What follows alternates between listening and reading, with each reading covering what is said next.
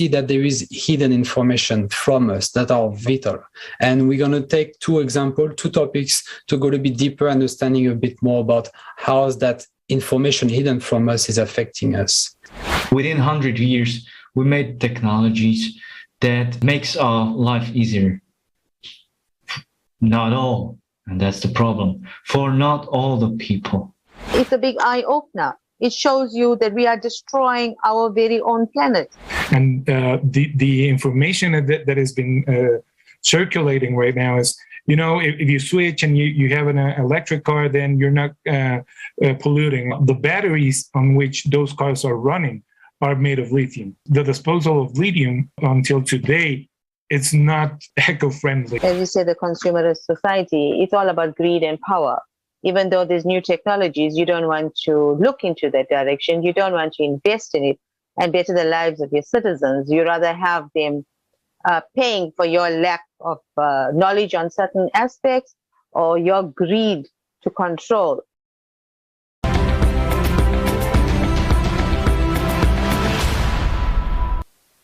Dear viewers, let us welcome you today to the international discussion on the platform of Creative Society. Within this framework, we discuss with our guests vital topics that affect the entire society, such as climate change, ecology issues, economic crisis, moral crisis, and many more. The goal is to provide a platform for the people to share their knowledge and experience, and together outline the ways to solve these issues. After all, we are all affected by the consumer format of society as the primary root cause for all of the above mentioned. But as we could see, conducting social polls throughout the last 10 years with millions of people all around the world, 99% of them were responding that they would like to live in a world where there's peace, where there's friendship between people, and where they are certain in the next day. But this can only be done by uniting and taking active position, just like our guest today did. The next significant event and strategical important step for all of humanity would take place on the May 7th, 2022. The Forum Global Crisis, We Are People, We Want to Live.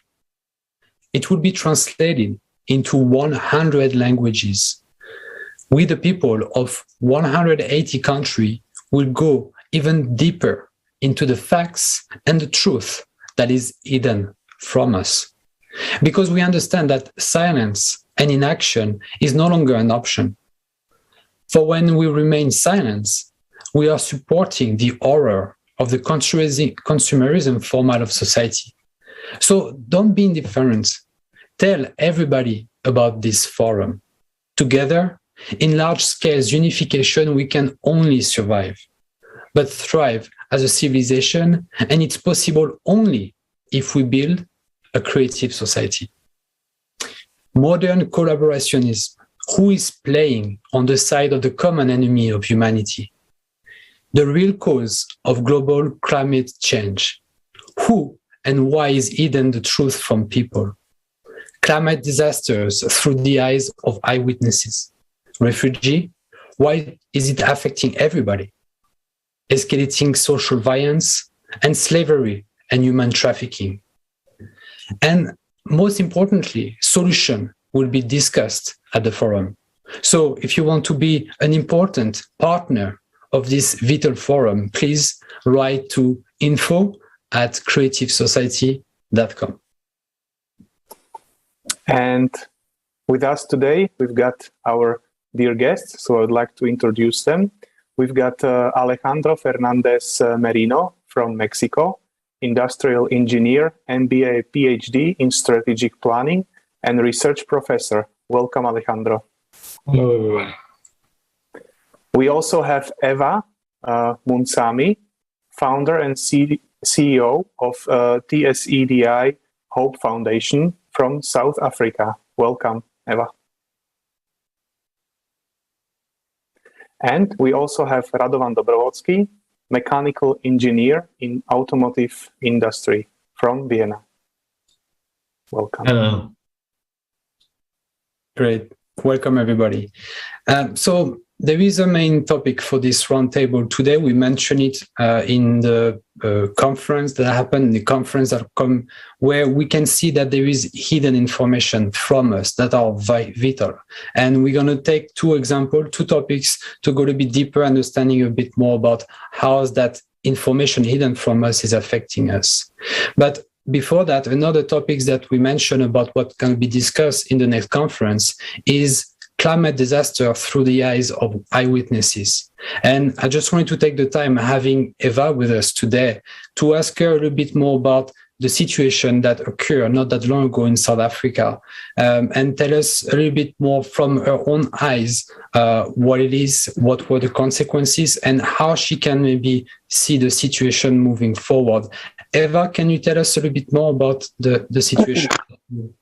Thank you, Jonathan. At present, as I spoke before to you and to Marek, it's been an absolute disaster in KZN. The flooding has caused so much of turmoil. People have lost everything.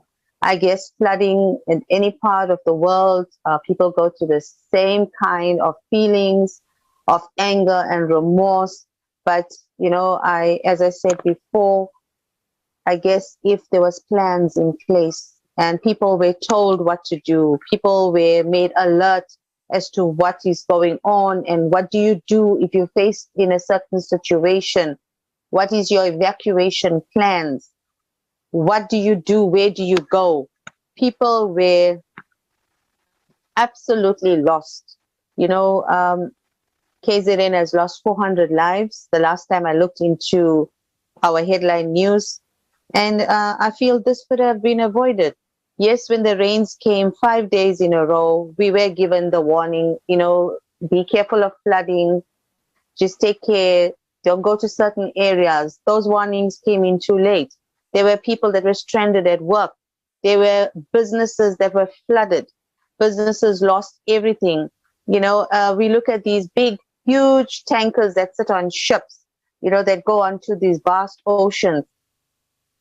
And we have a container terminal here in Durban. And when I saw those containers floating like little toys, I realized the seriousness of what is going on. If those huge, heavy metal containers can just bob on the water and move along just like little toys, what's the human being? What is humanity going to do?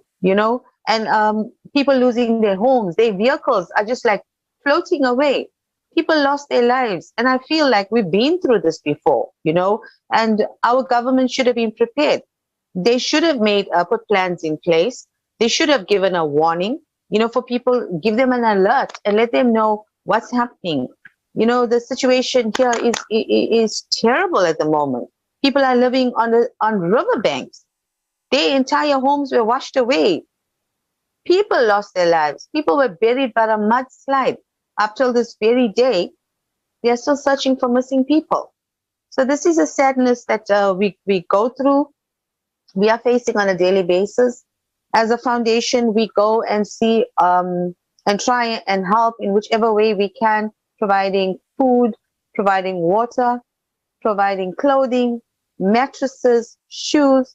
These are the basic necessities these people need to live and to survive in society. But here we have these huge community halls and different families are now housed under one roof. It's absolutely sad because they now don't have a proper home. They are relying on donations that come in from sponsors to see, where the next meal is coming from. I witnessed this firsthand because when we are going and distributing, the people are excited when they see us. They're excited we bring a bag of clothing. They're excited they're getting a proper home-cooked meal, that's coming out hot from the stove or hot from the fireplace. And these are the things that I believe NGOs are the earth angels. They take care and do the work and the things that our governments don't do, and the best part of it, they do it voluntary. It's their love and their passion. And this is the passion that I have as a humanitarian, and nobody can take that away from me. But if I can help do something to make it right somewhere, somehow, we would all want to live in a beautiful society, a creative society. Yes, obviously it's very difficult for the people to cope with all of the climate disasters that are happening all around the world. Maybe some of our guests today would also like to express their experience. I'm not sure whether, Alejandro, you have such an experience. You live in Mexico, and we know that Latin America generally is pretty known for volcano activity. If you would like to share your experience from this sector as well. Yes. Yeah, well, I live in Puebla, which is a city about 2 hours south from Mexico City, the capital. And we are very close to a volcano. And it's been active now for, I don't know, since I can remember. And what I recall is that when I was young, like when I was about 15 years old or younger, the volcano was completely snowed. And now it's been, I don't know, more than 20 years that it doesn't have any snow. And it's constantly exhaling, ash emissions. And the quality of the air here, it's very poor. It's very common to constantly be hearing of known people, of family members that get sick because of respiratory problems. So and it's only increasing. It's nothing that we cannot build a dam, or we cannot control by any means the volcano. It's been active for several years. Sorry, and the thing is that in the area where I'm located, there are some other volcanoes, and in the last 5 or 7 years, some other volcanoes have also become active. So the region, the ground, it affects the ground because the people cannot harvest as good as a quality of a food or plants that they could if the soil didn't have as much ashes. And the weather is not helping along because it's has increased, the temperature has increased, and in addition to that, some regional companies have been also dealing or making experiments to reduce what the weather or how the weather affects them. For example, we have very close to here, we have a huge automaker company, and when it rained very heavily, they suffered a little bit of damages in the car. And what they did, they started to make some experiments to shoot, I think it was a silver compound, I don't know the exact formula, to the clouds. So it took away the weather and the raining, so they don't get affected in their damaging the cars. But that also affected the crops and everything. So it's been a little bit of a bad situation, including the volcanoes, the temperature increase, and these experiments by the private sector that affect the weather as a whole and us as people living here. Thank you very much for this information and first-hand, indeed, from people living in this situation, either Eva or you in Mexico. I think it's kind of illustrates the topic that we really wanted to address, is that the information, either it's hidden from people or it's maybe just mentioned and then we move on to something else because another event will occur. The flood in South Africa, I heard about it, but I don't hear much about it anymore because some other things happen, but the people over there are still suffering. In Mexico, it seems that people are suffering constantly from this increased activity of the volcano, and doesn't seem that it's gonna stop anytime soon. So it's important that everybody really have the right information to be able to make the right decision on how we can move forward and build our future. So that's really what the information piece that we wanted to talk about today. And we took two examples to highlight this. So the last conference in December highlighted a lot of information unknown to actually many people, but very crucial for future and it's concerning everybody. So one of the topics that we wanted to talk about, it's about garbage, because it's really concerning everybody. Everybody has that, and nobody can say that it doesn't concern them.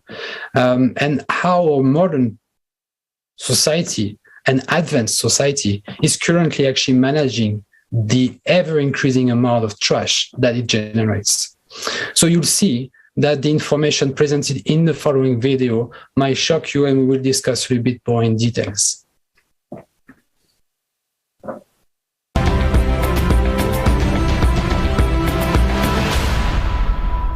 Garbage. Recycling. Does recycling really exist? Every year, we throw out more than 2 billion tons of waste. Most of the waste products, in the form we throw them out, are not biodegradable and cannot be properly recycled. They poison our water, air, food, and our life. India, Gazipur, a dump that is growing inexorably day by day and is already reaching almost the height of the Taj Mahal. During monsoon seasons, gases build up inside the landfill due to the accumulation of waste.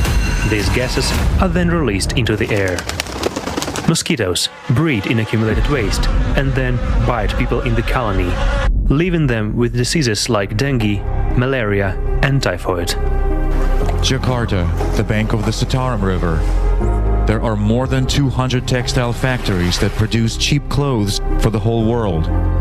20,000 tons of waste and 340 tons of wastewater are discharged into the river every day. They pollute the river with lead, aluminum, iron, and manganese. According to the World Bank's report, Water Waste 2.0, plastic, paper and cardboard, metal and glass make up 38% of municipal waste, and only 13.5% of the secondary raw material is actually recycled all over the world, which is a little more than 5% of the total amount of garbage. Despite this, our production and consumption rates are only growing, as well as the landfills around us. At the consumer level, which is the first link, an ordinary family goes to a store. This ordinary family has different boxes, glass and plastics, plastic bags, and so on and so forth. Nowadays, it has become very popular to dump absolutely all of this in one pile. One big pile of this pressed material is taken to some processing plant, and this processing plant supposedly sorts all this garbage, and you, accordingly, get clean cardboard, clean plastic, clean this and that. This is an idea. All this actually doesn't work. To obtain a ton of recycled material, you need to spend enormous resources just to collect, transport, and segregate it. Then it should be washed, then it should be packed, and then it should be brought somewhere to sell. All the garbage, if it is really garbage, it is buried.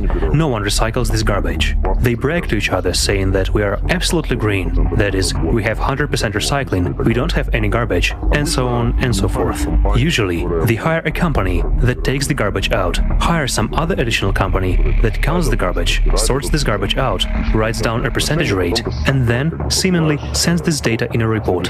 The next time when a conference is held in some conference room, they say 0% of our garbage is left. But to be honest, this is all done on paper, while in fact it is not so. That is, it turns out that now we need to spend a lot more money, and no one is ready for this. Nobody needs it. No one wants to wave the green flag, and at the same time pay some crazy amount of money. Recycling is imperfect. We can do a lot more and we can do a lot better. Most of the recycling we do around the world right now shouldn't actually be called recycling. It should be called downcycling, meaning a drink bottle becomes something completely different. And once it becomes downcycled, it can't be reused again. So the quality of the plastic product is lower, we couldn't really recycle them even if we wanted to. So we have to ask ourselves the question, why are they even being allowed to be created from the outset if they don't have a home or a purpose? And so right now, I would say the scientific consensus or the evidence is that we don't quite know what can and should be done with ocean plastics. There are some things already being done. Ocean plastics are being turned into shoes and swimwear and yoga pants and all kinds of things. But it's pretty doubtful that that's actually the best thing that we should be doing with ocean plastics. This is probably actually just delaying a meaningful solution and along the way creating a lot more problems than solutions. Let's take PET plastic. Freshly made, it costs around 500 euros per ton. Recycled plastic around 1,000 euros. And recycled ocean plastic is even more expensive. It is not at all profitable for a manufacturer to make the cost of the product twice as high. Moreover, under conditions of fierce competition, his product becomes unprofitable. Plastic recyclers even go so far as to add a greater part of the new plastic to the recycled plastic and sell it under the label recycled. The declared data on waste recycling often differ from the real picture. For example, in Germany, part of the garbage that is considered recycled goes to landfills in third world countries. The situation is similar in Japan. The percentage of recycled plastic also includes that which was simply burned. So what do we consider to be recycled garbage? The one that got into the clouds and became our air and then returned to our food with the rain and water. Garbage is the rotting face of the consumerist format of society. We are killing the planet with it, and what's even more, we are killing ourselves. It is not profitable for us to recycle garbage. We don't benefit from developing technology that would clean up our planet. But is it really us who do not benefit, or the consumerist economy, which we ourselves have placed above human life?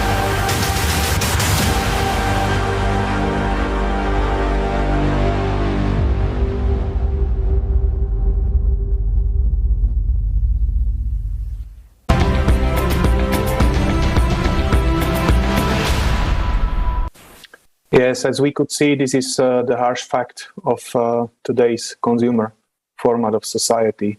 On a conference on December 4th, we have shown a lot more information, a lot more data and statistics on the garbage. For example, that the humanity produced only in 4 months more than 700 million tons of garbage. So this is really an important topic, and barely anyone is really talking about it. And the next question goes, or ask for comment, goes to Alejandro. We know that you are active as a professor in education sector. So do you think, or how do you think education, if at all, can help people to realize the seriousness of the situation and motivate people to be active, to share this information further and take part on different projects? Well, I think the education, it's a very, very important or key issue here, because most of the people, based on the research that I've made and based also on my experience, they don't grasp the whole picture, how it affects all of us. They don't grasp how, if they use some disposable items, some plastic bags, what's that going to happen? Where's that going? They don't see that. So it's very important that we educate them, that we show them videos such as the one that we did, that we just saw, to let them know where's that going, how is that affecting us. Recently, I saw this news that some scientists and some doctors found microplastics inside the bloodstream. So what this means is that we're not only affecting the world, it is already starting to go inside our bodies, and it's been found already in our bloodstream, microplastics, and we can imagine what that can do to our bodies.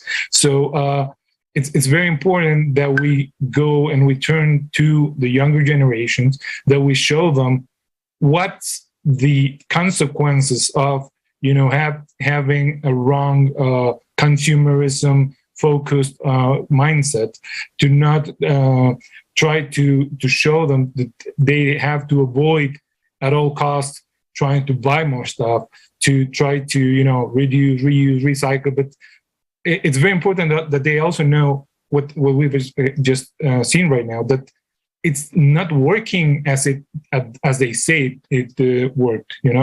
It's not. We're not recycling. We're just downcycling, as the video just showed us.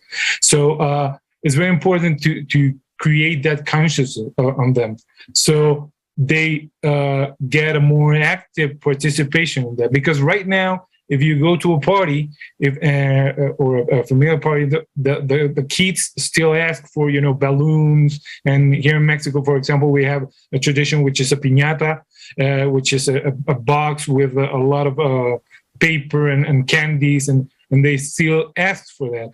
And if we get to educate them and tell them, you know what, you can have the candies and you can have the presents, but once you receive them and then you throw away the plastic, that plastic is going to affect the land, it's going to affect the sea corpse, and it's going to affect everybody sooner or later. So I cannot emphasize how important it is that we educate ourselves, that we educate and share this information with the closer people that we have, and we try to spread this information to as many people as we can, because there's a lot of people that they don't realize the impact and the damage and how quick this can hit us back.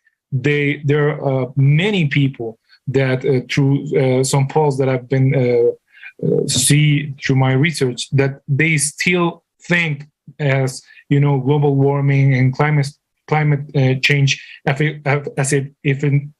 if it wasn't real, as if it was just some agenda that some guys or some people are trying to mention. But it is real, and it's affecting everybody. So we must do as much as we can to share this information, to get them educated, to see the impact of them, see how fish die, how birds and animals eat plastics, and they get killed, and then we grab some of these animals and we eat them ourselves, and we get poisoned also. So it's very important that we do that. Yeah, thank you very much for your comments on this. Indeed, I mean, once again, information is key. Making sure that people are informed is very important. Maybe a subsequent question on that to Radovan. And when we watched this video, for me, there was many information that I was just not aware of it. So what is it that we don't really hear about it from mass media? Or maybe if we go even deeper, why is that information maybe hidden from us on this garbage topic?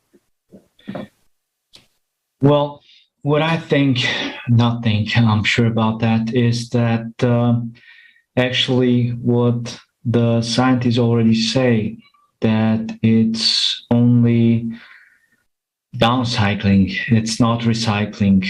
Why is that? Because you have this machinery of integrated, already integrated companies. If a company is already integrated, they don't invest too much in new technologies.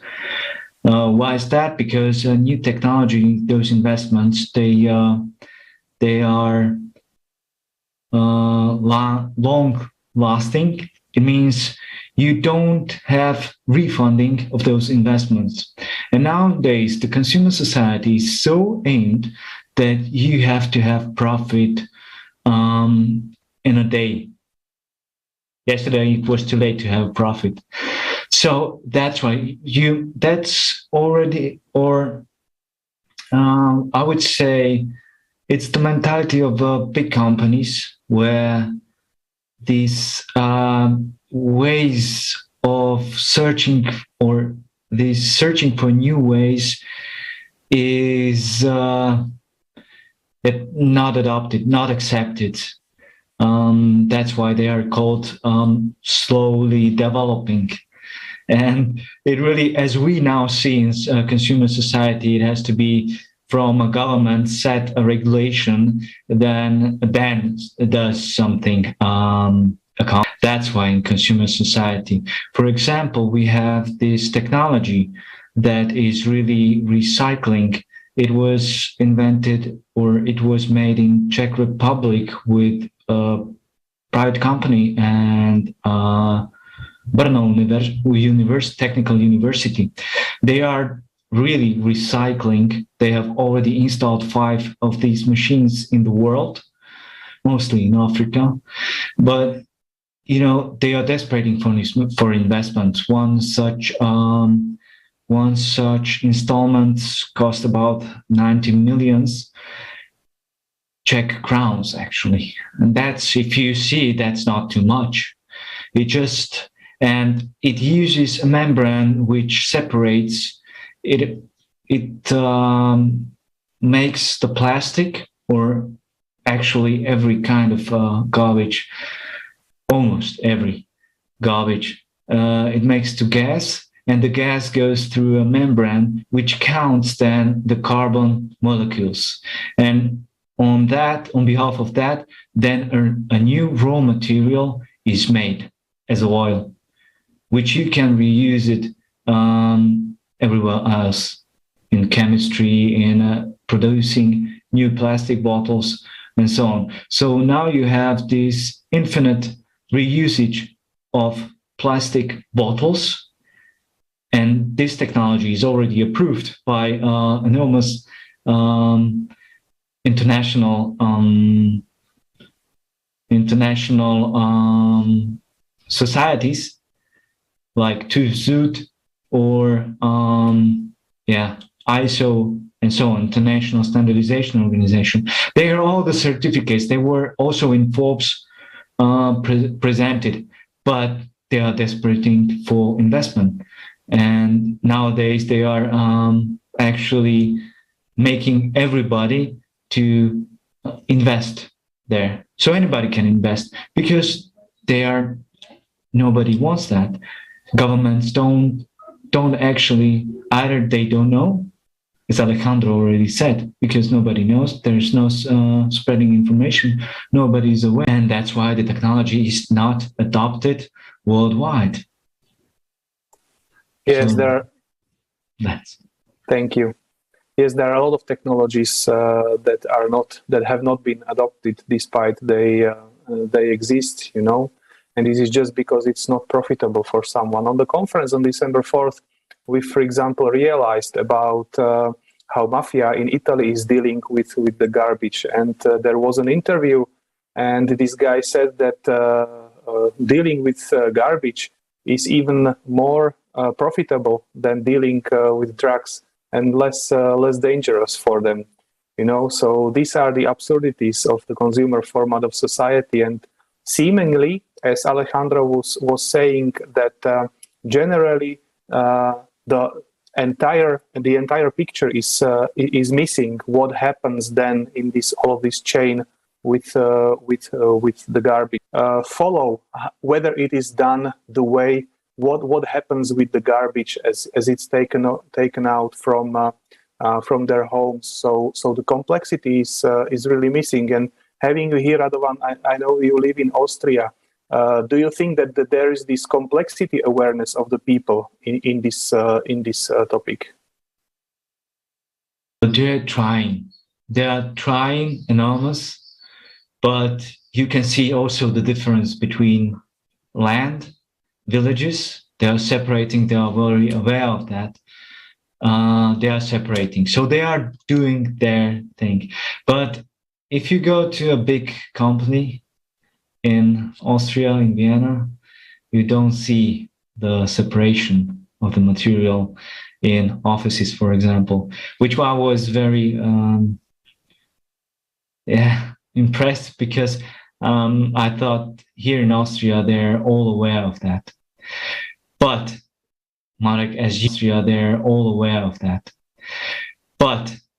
Marek, as you said, the endpoint is missing. So nobody cares. He's done his work. He's separated the garbage. But then nobody asks where the garbage is gone, where it ends, what happens to it. Because I already shared the videos and the plastics, and as I thought before. Yeah, amazing. And I think Alejandro would like to add something to this topic. Yes, in addition to that, and it's also mentioned in the video, is that one very important key component here is the focus that everybody puts in this situation. Because if you go to the schools in any year, but mainly in the advanced degrees or years, the main focus is always profit. It's always getting richer. It's always acquiring the most amount of wealth and money. And that's a very important part of the problem, because as the video showed, is right now recycling is not profitable. So if a person, for example, in what Rodovan was mentioning, is that if it helps the earth somehow. So because that's something that's been drilled down in our minds since we are young. You have to be, you have to have success in life, and what that success means usually in most of the countries and in most of the education systems is you have to generate as much wealth as you can. You have to amass the most money that you can, and that's the focus. So if that is the focus, then everybody is just focusing on, okay, how do I get cheaper labor force, cheaper materials, don't spend as much time as I would need to recycle and everything, and just get the biggest amount of profit as I can. So that's a very, very important key component, because if we can change that, and if we can show the new generations that that is not the ultimate goal, because if we keep through that path, we are going to kill ourselves and damage the planet severely. So we have to change that focus. We have to show the new generations, okay, the most important thing is not to be the wealthiest person alive, is that we can all be alive and have, be happy and share, and doesn't live through things such as whatever was mentioned, So it's maybe and how important it is for them to be aware with the reality of the situation. Thank you, Jonathan. I actually do have, while I was listening to Alejandro, it took me back in time to something very important. And I remember education plays a key role. As you said, we got to speak it forward. We got to teach it to the new generation. I remember growing up in school, we were always taught never to litter. That's number one. And up till this very day, that thought stayed with me. So I would never throw out a plastic paper or a wrapper out the car window, or do any kind of thing that's going to be detrimental to our society, our planet. But brings me back to where it is right now with regards to the kind of community that we are taking care of. So I'm now talking about the forgotten communities. These are communities that do not have these services readily available to them. So when we go and do our feeding programs, we find we're passing huge garbage piles. and they just build up and build up. And ثم you تجد find you أنك get rodents تحصل that على are coming in القوارض there, التي and thereby تأتي they are إلى now هناك affecting their health. وبالتالي فهي So تؤثر الآن it's على one thing صحتنا. that leads to the next. لذلك Yes, we do شيء واحد recycling in يؤدي South إلى Africa. التالي. We do get نعم، these نقوم huge, بإعادة massive التدوير في containers جنوب placed in أفريقيا. strategic نحصل points على where you هذه can dump الحاويات your الضخمة plastic, والضخمة your الموضوعة في paper, نقاط and you split them استراتيجية up with your glass حيث bottles, يمكنك and تفريغ everything is البلاستيك about a وورقتك business. Everybody وتغطيتها wants to make a بزجاجاتك، quick buck. So you find some وكل people شيء will عن العمل. adhere الكل يريد to those rules, أن يصنع will take باسكا the glass سريعا. bottles to those containers. لذلك And then there تجد are أن some that بعض won't. الأشخاص Some will just throw it out the car window. Some will throw سوف it out their يلتزمون home. بتلك القواعد Because where are they going to put it? وسيأخذون They don't have زجاجات إلى تلك the municipal الحاويات. bins to take the dirt and put it there. So then you find all this is accumulating. And then also another thought came to mind, which is the biggest contributor to most of the garbage accumulating throughout the world is diapers. Diapers are formed in such a way that it will contain whatever a little baby is going to pass through. And it forms this gel-like substance. So with regards to that, these things end up also in our rivers, in our streams, in our تتبادر إلى oceans, الذهن and فكرة now أخرى، affects وهو أكبر our sea life, مساهم which في at معظم the same القمامة time, as Alejandro المتراكمة said, we live off the sea.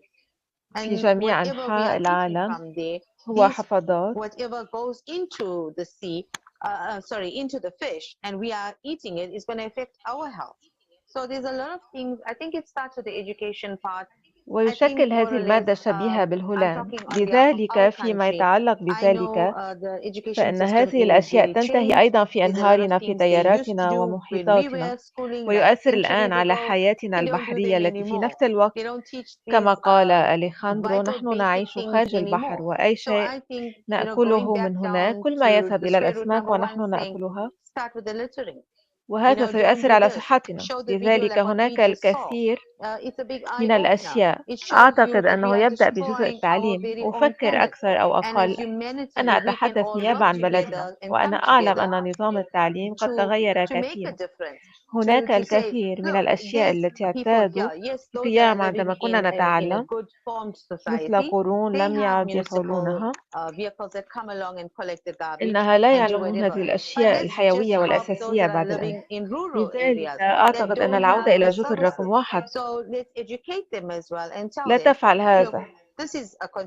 إنه فتحة كبيرة أنه يوضح لك أننا ندمر كوكبنا الخاص. We are going to make a difference. We're going to say to those that are throwing away diapers that think you throw it in the river, it's not helping. That diaper swells up and it's causing more of a problem. Then, لأنك تخلصت منه من منزلك، لكنك إلى أين تذهب؟ لذلك يتعلمون على كل الجانبين.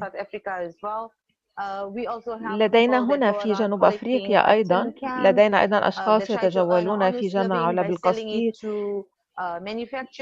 يحاولون كسب عيش صادق من خلال بيعه للمصنعين، حيث يأخذونه بالوزن ويدفعون لهم شيئا مقابل خدماتهم ووقت جمعها. هذا إلى حد ما إذا فعلنا ذلك بشكل منتظم وتقسم ما لدينا يمكننا إنشاء عمل، لأنه في الوقت الحالي يكون معدل البطالة في جنوب أفريقيا سببا للغاية. لذلك هناك طرق، والتعليم يلعب دورا أساسيا على ما أعتقد، حيث يمكننا مساعدة مجتمعنا، يمكننا مساعدة الإنسانية. شكرا. هذا بالفعل، وأعتقد أن هذا قضية يمكن رؤيتها على مستوى العالم في جميع أنحاء العالم، وبالفعل أن الوعي والتعليم عامل مهم للغاية. لكنني أود أن أضيف أننا يجب أن نعلم ما هو السبب الجذري لجميع هذه القضايا، والسبب الجذري هو تنسيق المستهلك الحالي للمجتمع، حيث يكون المال والربح في المقام الأول وحياة الإنسان كما تعلمون والبيئة في مكان ما في القاع. سمعنا من الصوت لدينا من وجهة نظر المستثمر الذي يجمع العلب لكسب العيش، كل شيء محاط حول المال، وما لم نتخلص من الاستهلاك فلا توجد نتيجة. وأود أن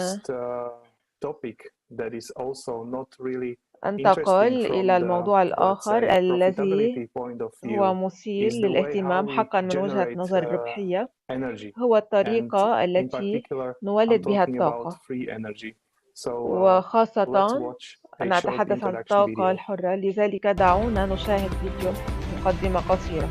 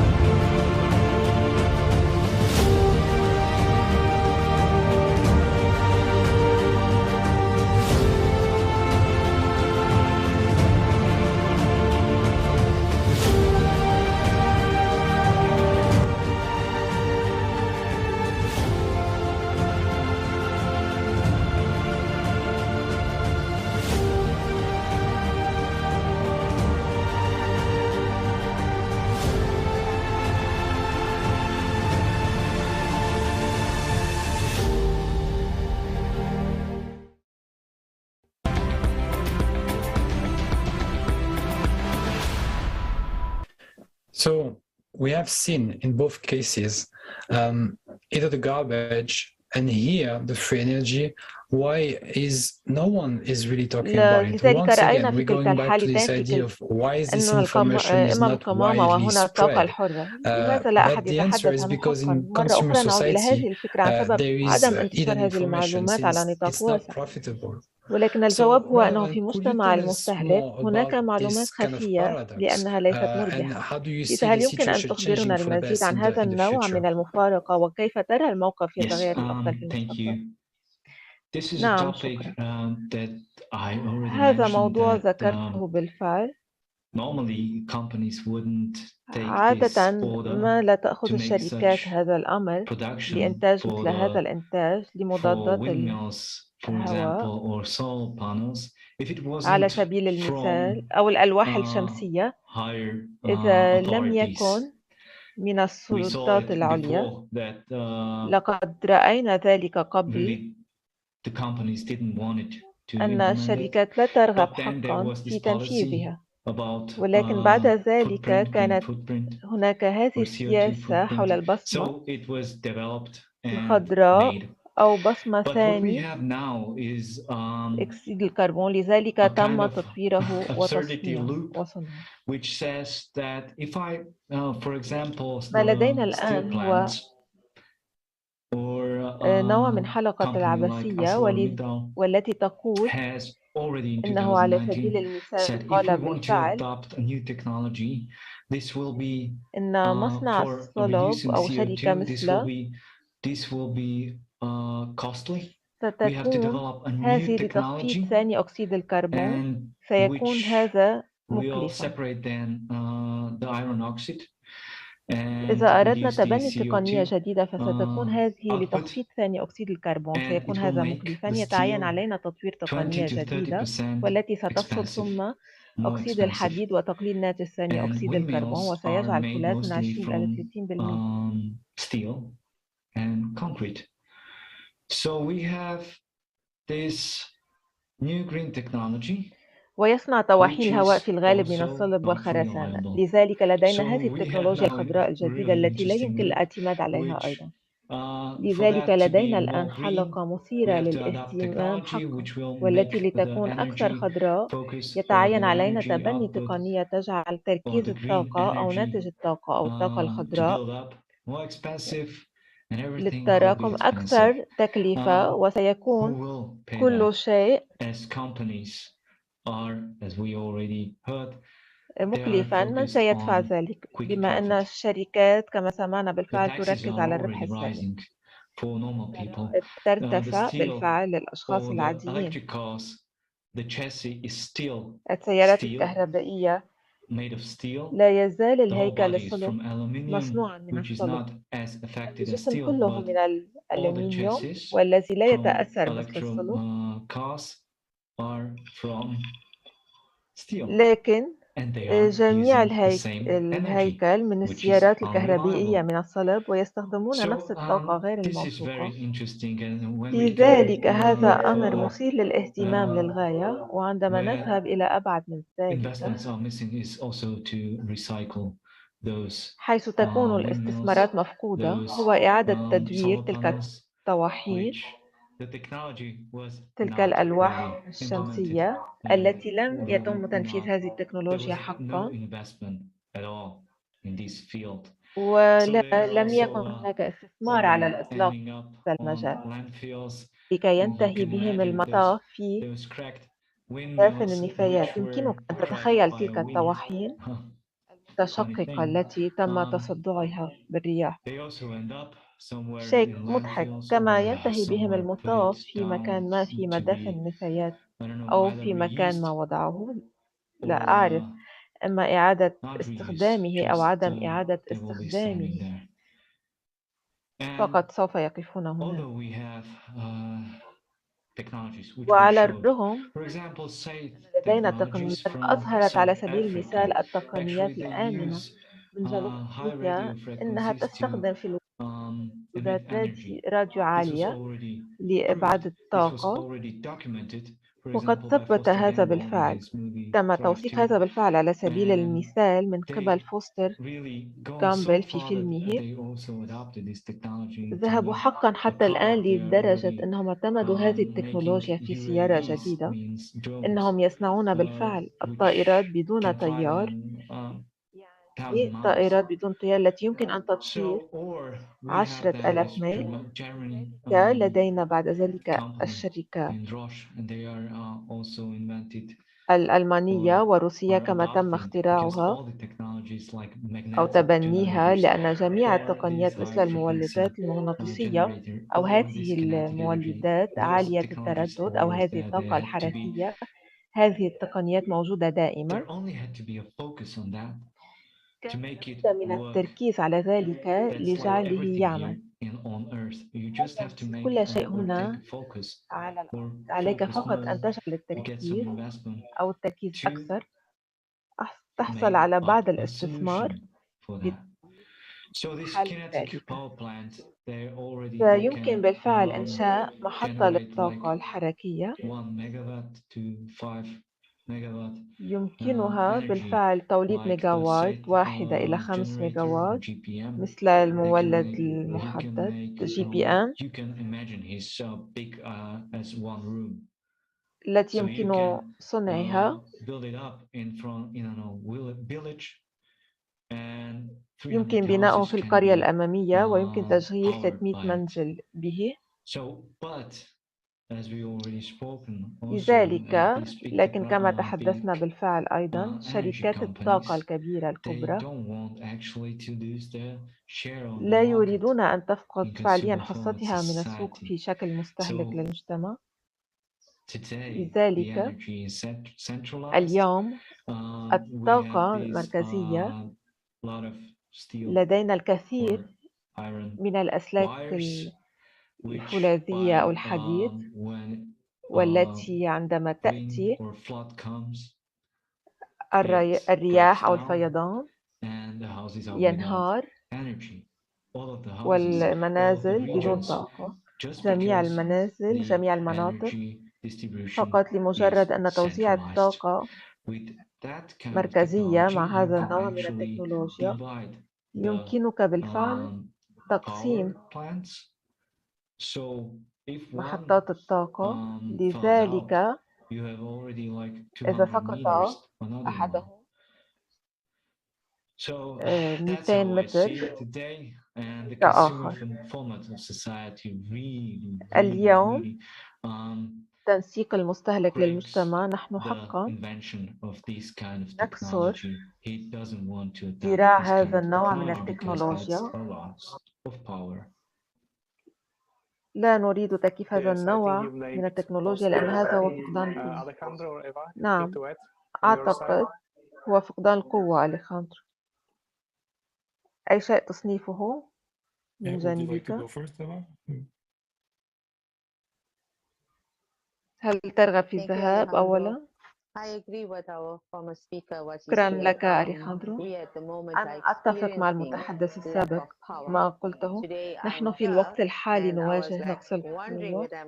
اليوم أنا هنا وكنت مثل أتساءل عما إذا كنت سأظل على هذا الفيديو بأكمله، لأن لدينا شيء يسمى الحلول، وعلى مر السنين ذهب للتو من سيء الطاقة منه كما تقول المجتمع المستهلكي، كله الجشع والقوة على الرغم من وجود تقنيات جديدة، إلا أنه لا تريد أن تنظر في هذا الاتجاه، إلا أنك لا تريد الاستثمار فيه وتحسين حياة مواطنيك.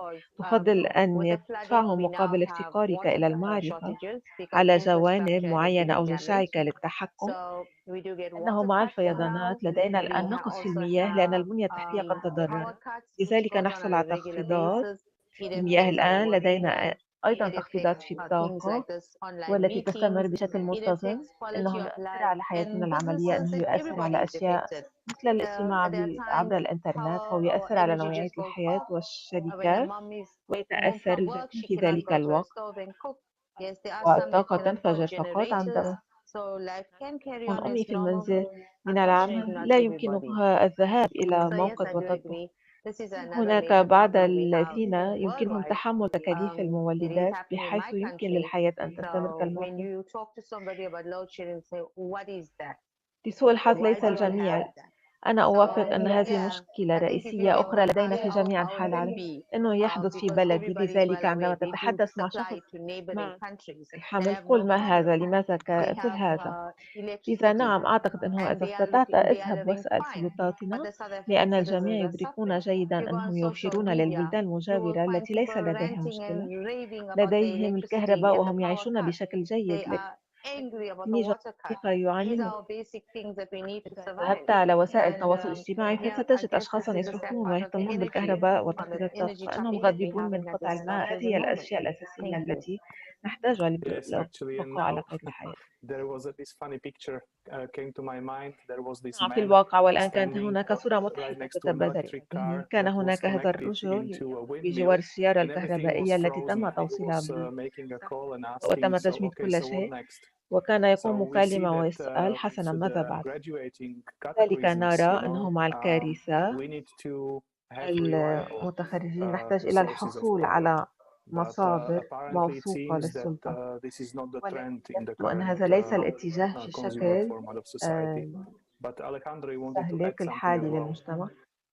أليخاندرو، أردت إضافة شيئا؟ نعم، ما أود إضافته هو أن يتعين علينا أن نفعل المزيد على وجه التحقيق، حفر أعمق حول ما تعنيه هذه التقنيات الجديدة وكيف ستقوم بجعل الطاقة أو أي شيء يعالجونه، نظرا لأننا قد ضللنا عدة مرات للاعتقاد بأننا إذا تغيرنا إلى تكنولوجيا جديدة معينة فسيحول كل شيء، وهذا ليس كذلك. من الأمثلة على ذلك الآن العديد من الشركات المصنعة للسيارات تحاول التبديل إلى الطاقة السيارات الكهربائية. هذه التي تم تداولها في الوقت الحالي هي كما تعلمون، إذا قمت بالتبديل وكان لديك سيارة كهربائية فأنت لا تلوث ولا تنبعث منها أي شيء، وهذا لأنه على الرغم من أنك تقلل من استهلاكك للوقود الأحمر، فإن البطاريات التي تعمل عليها تلك السيارات من الليثيوم، وبنفاذ عمر أو متوسط العمر المتوقع لتلك البطارية سيتعين عليك التخلص من والتخلص من الليثيوم كله حتى اليوم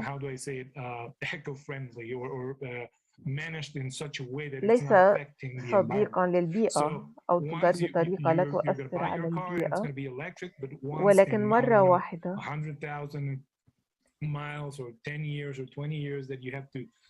100,000 ميل أو 10 سنوات أو 20 عام يجب عليك تبديل تلك البطارية أو تغييرها. أعتقد أنها ستؤثر على البيئة أكثر مما لو كنت تستخدم الوقود الأحفوري. لذلك نحن لا نتغير من أجل طاقة أفضل، نحن فقط نغير الطريقة التي نلحق بها البيئة.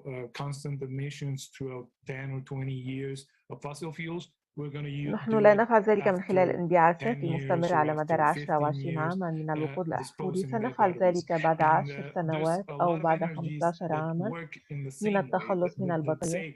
وهناك الكثير من الطاقة التي تعمل بنفس الطريقة التي تقول بها أنت تعرف ما الذي ستوفره ولن يؤثر على البيئة كثيرا. هذا ليس حقيقة، لذلك علينا أن نتعمق أكثر في هذه الطاقة، وأن هذه الطاقة الجديدة أو التكنولوجيا الجديدة ما هي المكونات التي يتم استخدامها، ما هي المواد والعملية ونحن كأشخاص أكثر نشاط في ذلك. مطالبين حكومتنا مطالبة القطاع ما هي المواد تستخدمها، ما هي عواقب التخلص من بطارية الليثيوم في غضون 5 سنوات أو في 10، وهي عواقب ذلك.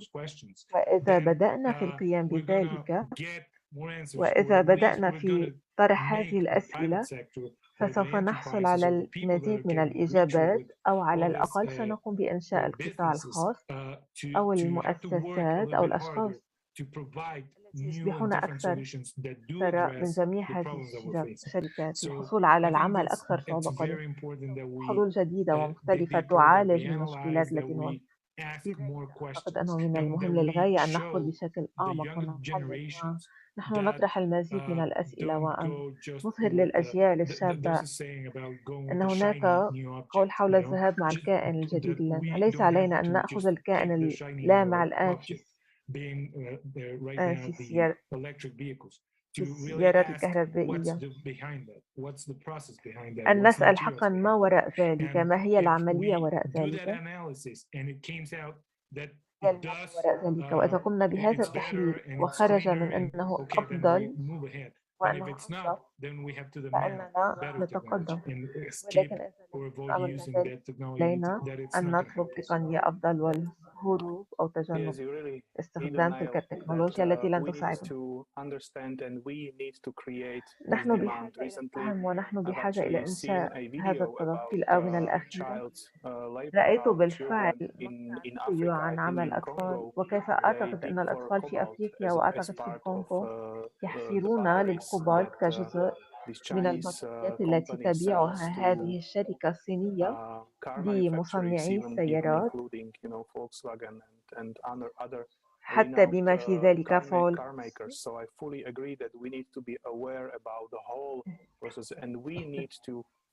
we need to take the active position and study, and again, where does it ties to? It again ties to the consumer format of society, us delegating the power to someone else's shoulders, being passive and stuff like that. But we need to understand where does it lead us to. نحن بحاجة إلى أن نفهم لماذا نحتاج إلى بنائه، لماذا نتحدث عنه، لأننا نريد أن نعيش في عالم مستدام حيث لا يوجد فقر بشكل أساسي، حيث يعيش جميع الناس حياة لائقة، ونحن بحاجة إلى إخبار الجميع بذلك. ربما يمكن أن توفر where basically there is no poverty, where all the people live a decent life, and we need to talk about it. حيث يعيش جميع الناس حياة لائقة، ونحن بحاجة إلى إخبار الجميع بذلك. إذا لم نتحدث عن ذلك فليس لدينا مستقبل. وربما يمكن توفر إيفا وجهة نظرها حول سبب أهمية نشر هذه المعلومات. كما فهمت أنك حصلت على بعض الأفكار حول هذا الموضوع أيضا. نعم، شكرا جزيلا. كما تعلمون، أتجول كونك إنسانيا، هناك أشياء نراها نرغب في نسيانها في بعض الأحيان. هناك أشياء نراها نتمنى أن نفعل المزيد، وأكثر وقت نتمنى أن نتمكن من إنقاذ العالم. إنه أمر محزن للغاية، يجب أن تكون جريئا ولديك عمود فقري قوي لرؤية نوع الألم الذي تشهد فيه عن الناس. وهذا هو حقيقة الحياة عندما تذهب إلى مجتمعات مختلفة أكثر وأقل مع جزء من المنظمات. إننا نلبي احتياجهم الأقل حظا ونوع الأشياء التي نراها. إنه أمر مفجع كما تعلمون، ونحن نتساءل لماذا كان علينا أن نصل إلى هذا المستوى؟ لماذا يعانون كما هم؟ لن تقلق على شعبك، ويقول الناس أنني أقول هذا بشجاعة للغاية خلال الانتخابات. وهذه هي الحقيقة. تذهب إلى كل زاوية لكن وتجد الأشخاص الذين تريدهم أن يصوتوا لك ويحافظوا عليك في السلطة، ولكن بمجرد أن تكون في السلطة لن تأتي بالقرب من هؤلاء الأشخاص لمدة 5 سنوات. أنت لن ترى الظروف المؤسفة التي يعيشون فيها، فأنت لا ترى الحالة المحزنة.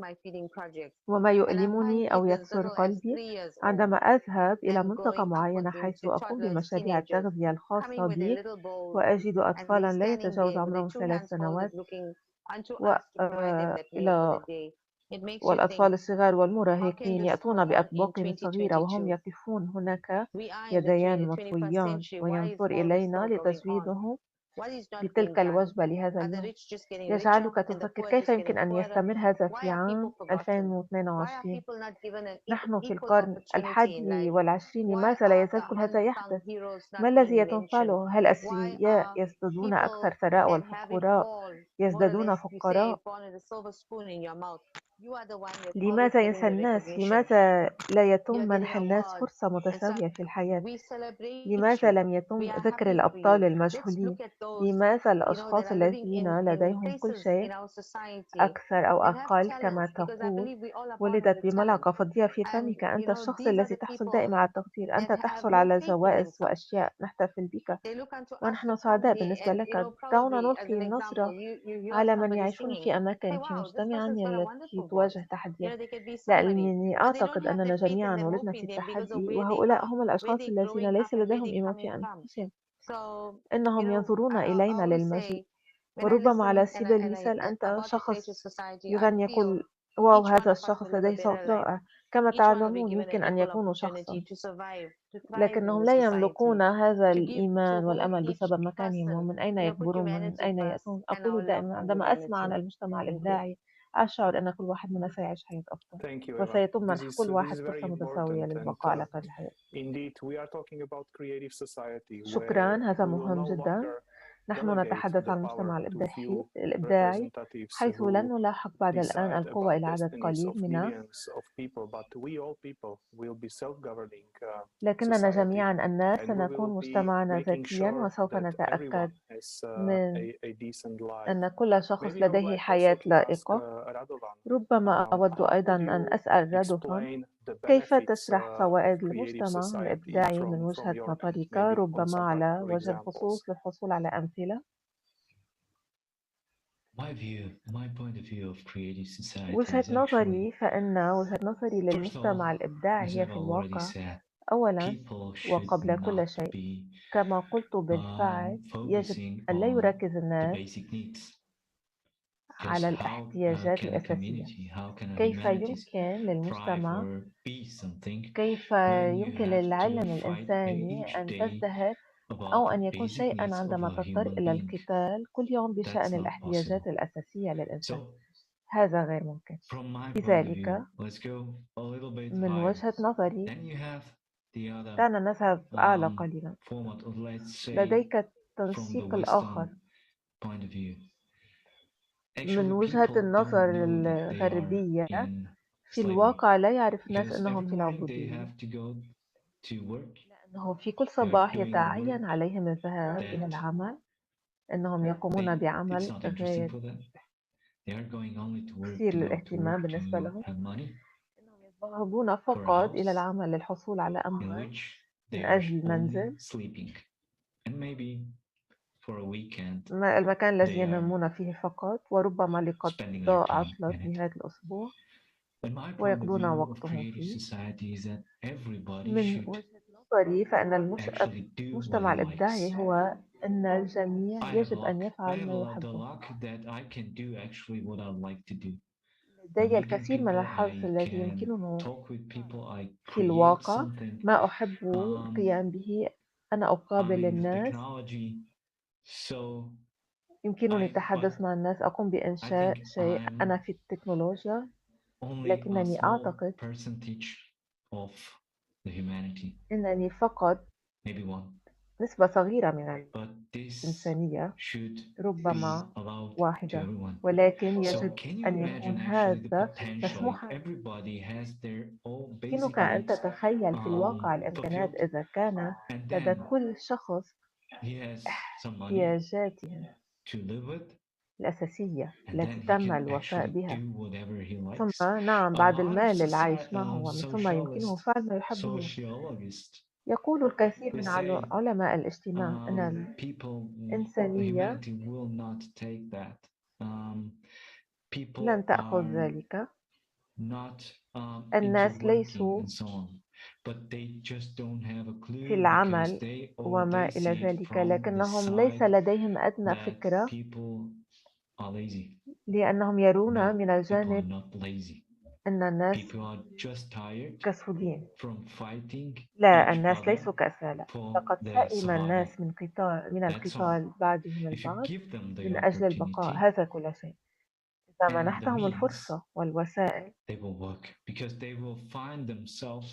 سيعملون، لأنهم سيجدون أنفسهم شيئا هو أمر يثير اهتمامهم وسيجعلونه مثاليا. تخيل 8 مليارات من الأشخاص الذين يفعلون ذلك. هل يمكنك الشعور هل يمكنك أن تشعر بما يمكننا تحقيقه كإنسانية، كحضارة واحدة؟ وما مدى سرعة الواقع في غضون 100 عام؟ قدمنا تقنيات تجعل حياتنا أسهل، وليس كل شيء. وهذه هي المشكلة، لأن جميع الناس هكذا. ولكن إذا تمكنا من فعل ذلك بتنسيق المستهلك للمجتمع، ولكن من ناحية أخرى قمنا بتلويث الأرض كلها، ماذا يمكن أن نفعل في واحدة إبداعية؟ ما الذي يمكن أن نحققه، وما مدى ليس في 100 عام، ولكن في غضون 5 سنوات سنكون في مكان آخر. يمكننا حل مشكلاتنا، لأنه بالنسبة للمشاكل التي نواجهها الآن نناقش الآن. هناك بالفعل تقنيات مثل المياه من الهواء، لدينا مولدات متنقلة، وأيضا المولدات مستقرة من الهواء من الهوادات،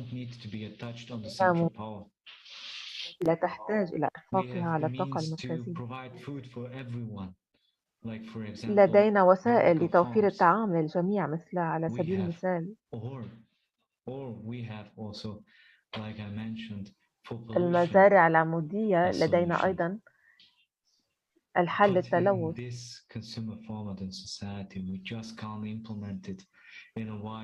وهذا يستهلك لا يمكننا تنفيذه على نطاق واسع.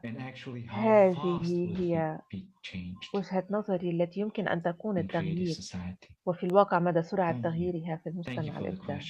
شكرا. Thank you very much, and thank you for شكرا your على answer. السؤال.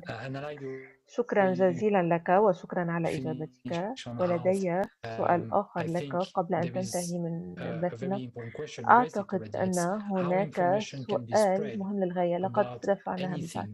هذه الطريقة التي تنتشر بها المعلومات حتى يكون الناس على دراية، وكيف الخطوات البسيطة التي يمكننا وضعها في مكانها لنشر تلك المعلومات. في حالة الآن فإن المناقشة حول المجتمع الإبداعي، ربما يمكن أن تخبرنا عن وبخصوص المجتمع الإبداعي ما هي الخطوات البسيطة التي يمكن أن نتخذها لتكون قادرة على نشر هذه المعلومات حول ما هو المجتمع الإبداعي وما هي فوائد المجتمع الإبداعي لجميع الإنسانية؟ نعم بالتأكيد. أعتقد أن أحد المكونات الرئيسية هو الحصول على صورة واضحة لما هو الهدف النهائي، والذي كما ذكر يعتمد على استطلاعات الرأي وكل شيء. في نهاية اليوم نريد جميعا نفس الشيء، كلنا نريد أن نعيش حياة سعيدة خالية من الإجهاد، وبمجرد أن يفهم الناس أن هدف هذا المجتمع الإبداعي هو تحقيق ذلك من خلال الأنشطة التي نخطط لها من خلال المناقشات إلى كل شيء. لذلك بمجرد أن يدركوا أن هذا ما نريده، هذا ما نبحث عنه، هذا أحد الإجراءات الرئيسية التي يجب القيام بها. ثم أبدأ بمشاركة المعلومات مع الأشخاص المقربين منك، مع أفراد عائلتك، مع أصدقائك، مع زملائك في العمل. ما عليك سوى البدء في المشاركة معهم ماهية المجتمع الإبداعي وما نفعله وما نسعى إليه وما هو الهدف النهائي لذلك. كما تعلمون بعض الإجراءات التي يمكن القيام بها أو التي تم تنفيذها. ثم يبدأ في البناء مثل كرة الثلج للبدء في زيادة في الناس، ويبدأون في المشاركة مع بعضهم البعض، لأنه في نهاية اليوم نريد جميعا نفس الشيء. لذلك إذا رأينا على سبيل المثال فتاة زيت هنا في الشارع، فإن شخصا ما يتخلى عن أموال مجانية، إذا أخبرت ذلك لأي شخص فإنهم يبدأون في مشاركة المعلومات، ثم سرعان ما يكون عدد كبير من الأشخاص يعرفون ذلك. الأمر نفسه، إذا بدأنا في مشاركة هذا وبدأنا في مشاركة أهدافنا والتركيز الذي لدينا والإجراءات التي لدينا، ثم في نهاية اليوم سيكون لديهم خياران. سوف يستريحون في أسرتهم ويقولون حسنا، أريد مواكبة هذا الموقف المتعب، كما يقول غادوفان، القتال أو التنافس مع بعضهم البعض للحصول على بعض المال لشراء بعض الطعام، أو أريد أن أعيش في مجتمع في عالم لا يتعين علينا القيام بذلك، بحيث يمكننا أن نخلق أفكارا إبداعية للعمل التعاوني إلى الحد من خلال الحد من الاستهلاك ومساعدة أنفسنا وعدم الحاجة إلى ذلك. لنشدد على أن الكثير من أن نعيش بالطريقة التي نريد أن نعيش بها جميعا. لذا إذا شاركنا ذلك، إذا بدأنا في التحدث مع بعضنا البعض والمشاركة عبر وسائل التواصل الاجتماعي والمشاركة مع أصدقائنا وعائلتنا، أعتقد أن هذا سيبدأ كما تعلمون في بناء الزخم والخلق مثل كرة الثلج والتي نأمل وسريع فيما نريد في المستقبل القصير. صحيح، وبالفعل هذا بالضبط ما نحن هنا وننشر هذه المعلومات، لأن المجتمع الإبداعي ليس شيئا مستقل، إنه شيء يبدأ الآن وكان ينبغي أن يكون قد صنع بالأمس بالفعل، ولهذا السبب نريد أن نسعى جاهدين من أجل ذلك. مرة أخرى المجتمع الإبداعي موجود هنا للجميع. Mention them again because it's always good to go through this again to really get this big picture, as you mentioned, Alejandro, knowing what is the goal, and those foundation is described very much what is the goal. لأنه من الجيد دائما أن نتجاوز هذا مرة أخرى للحصول على هذه الصورة الكبيرة الأولى كما ذكرت أليخاندرو مع العالم ما هو الهدف، وتلك الأسس تصف جيدا ما هو الهدف. الهدف ذلك هو الدخول إلى مجتمع تكون فيه الحياة البشرية هي أعلى قيمة، حيث لدينا حرية الإنسان والجميع يولدون مع الحق في أن نكون إنسانا، حيث يمكن أن يكون لدينا سلامة بشرية بحيث لا يمكن أن يتضرر أحد في هذا المجتمع. هذا أيضا كما ناقشنا أن شفافية وفتح المعلومات هي للجميع ولا يمكن إخفاء أي معلومات عن أي شخص. هناك أيديولوجية ابتداعية واحدة وينبغي أن تعتبر أفضل جودة بشرية وتطور الشخصية. تحدثنا عن التعليم، كيف يمكننا التأكد من أن تعليم الجميع وخاصة الأصغر سنا مصنوع لازدهار الحضارة والإنسانية، العدالة والمساواة. لا يوجد تفكير بما ينبغي تنفيذه في مجتمع مناسب، وهذا ليس هو الحال على الإطلاق. وأخيرا فإن مجتمعا ذاتي الحكم الذاتي حيث يكون الناس مسؤولين، وليست حكومة تهدف فقط إلى التسليط للبقاء في السلطة، ولكن ليس في الواقع مساعدة الناس لذلك. كل هذا قد تمت مناقشة اليوم، وشكرا جزيلا الجميع لهذه المناقشة الرائعة. أرغب أن أسأل إيفا إذا كان لديك أي رسالة أخيرة. نعم شكرا. أنا في الواقع أتفق مع أليخاندرو على ما قاله، إنه أمر حيوي ومهم للغاية أن نشارك المعلومات التي لدينا.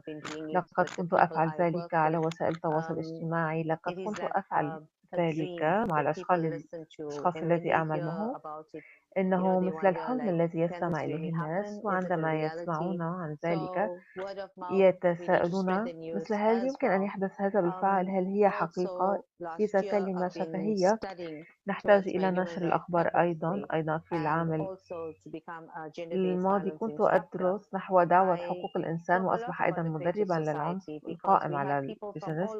لقد تحدثت كثيرا عن المجتمع الإبداعي، لأن لدينا أشخاص من جميع أنحاء العالم في تلك الفوج الواحد. وجدت كثير من الأشخاص الذين سألوني أسئلة. لقد صنعت صداقات في جميع أنحاء العالم ويسألون ما هو المجتمع الإبداعي الذي تستمرين في ذكره وأنت تتحدثين.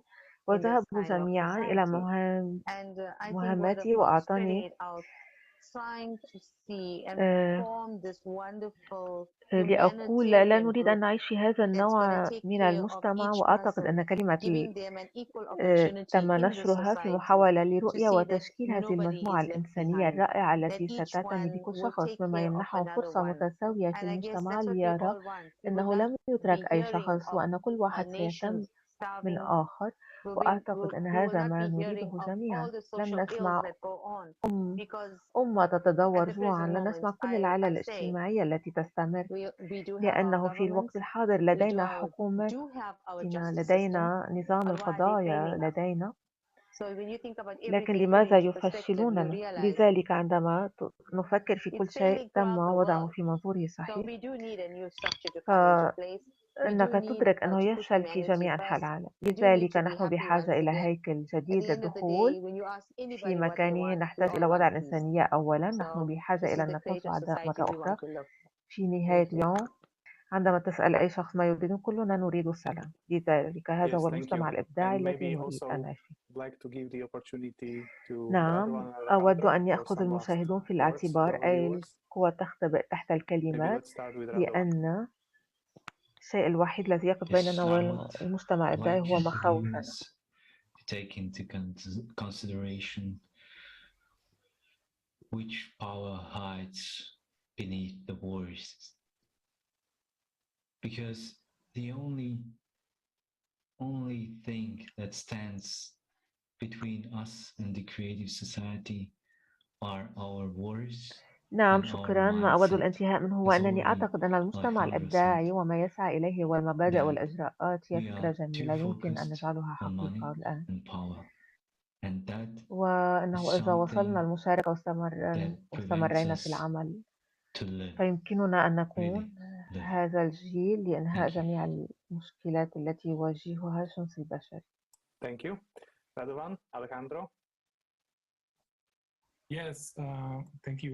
What I would like to finish with is that I think that the creative society and what strives for and the principles and their actions ما أود الانتهاء منه هو أنني أعتقد أن المجتمع الإبداعي وما يسعى إليه والمبادئ والإجراءات هي فكرة جميلة يمكن نجعلها حقيقة الآن. إذا وصلنا المشاركة واستمرينا في العمل، هذا الجيل أن نكون هذا الجيل لإنهاء جميع المشكلات التي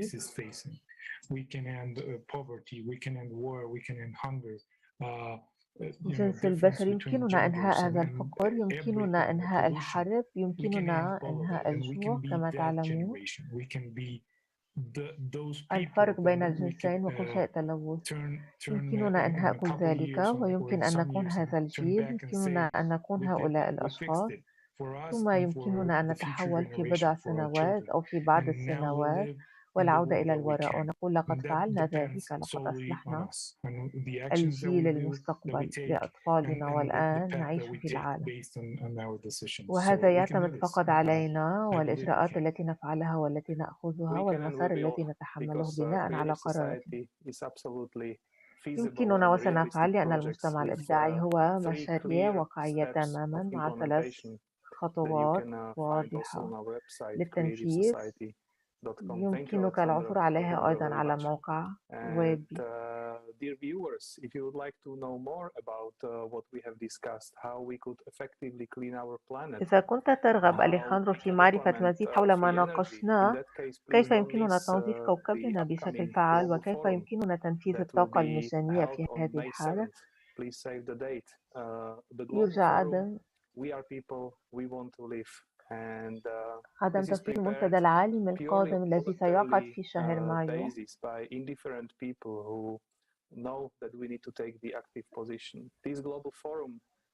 الرجاء حفظ التاريخ. المنتدى الأزمة العالمية نحن أناس نريد أن نعيش، ويتم تحضير هذا على أساس تطوعي من قبل الأشخاص الذين يعرفون أننا بحاجة إلى اتخاذ الوضع النشط. سيتم بث هذا المنتدى العالمي على الهواء مباشرة على عشرات الآلاف من القنوات. أشكركم جميعا على المشاركة في هذه المائدة المستديرة والمشاهدين. لقد حان الوقت الآن للتوقف، لأن هذه المسؤولية طالا حقيقي للوقوف مع المجتمع الإبداعي وكل الإنسانية. شاركوا هذه المعلومات مع كل شخص تعرفوه. تبادل المعلومات الحيوية حول المنتدى القادم. مارك ليستو، الأزمة العالمية نحن أشخاص نريد أن نعيش. إذا كنت تريد أن تكون شريكا للمعلومات فيمكنك الكتابة إلى هذا info creative. يمكنك الآن الإجراء الأكثر أهمية من خلال نشر هذه المعلومات في جميع وسائل التواصل الاجتماعي. شكرا لكم، ونراكم في المناقشة الدولية التالية. شكرا جزيلا. وداع.